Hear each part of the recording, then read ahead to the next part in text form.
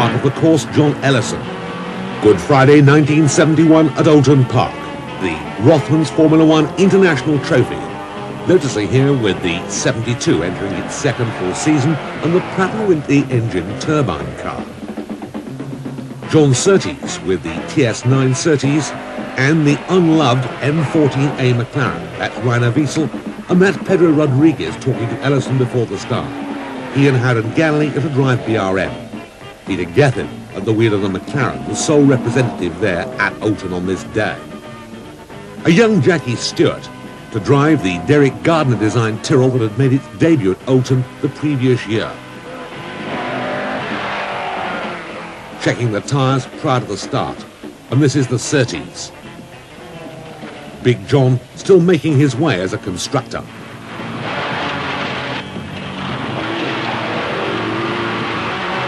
With the exception of BRM, it's the DFV 3-litre Ford unit that powers virtually everything in the field. Out goes Surtees onto a warming-up lap. Ken Tyrrell watches the fuel pumped into the car by a new mechanic, Jackie Stewart. In those days, drivers still did things for themselves, and checking the tyre temperatures. Derek Gardner on the right of your picture, the designer of the Tyrrell. Out onto the track, the final warming-up laps prior to the start. And this is the Lotus turbine, Rainer Wiesel, the Swedish driver who joined the team at the end of 1970 with Fittipaldi. Pedro Rodriguez, perhaps one of the most underrated drivers of all time. Peter Gethin at the wheel of the 14A McLaren. Marshals prior to the start, note the hairstyles. And a comparatively small field. Up from the dummy grid, onto the start line, and of course this prior to light starts, the flag drops, away they go. A tremendous start by Surtees, who comes up and snatches second place, slotting in behind Rodriguez as they go into Old Hall. Rodriguez in the lead, Surtees in second place, the McLaren in third place, and Jackie Stewart in fourth. Out onto the long circuit, and then diving down through Knickerbrook, sliding a little bit, still Rodriguez in the BRM, with quite a lead now on the new second place man, Peter Gethin. The Surtees has fallen back behind Stewart. And the BRM going beautifully as Colin Chapman watches from the pits. All the road used by Rodriguez, and a firm tussle going on for second and third places between Gethin and Stewart.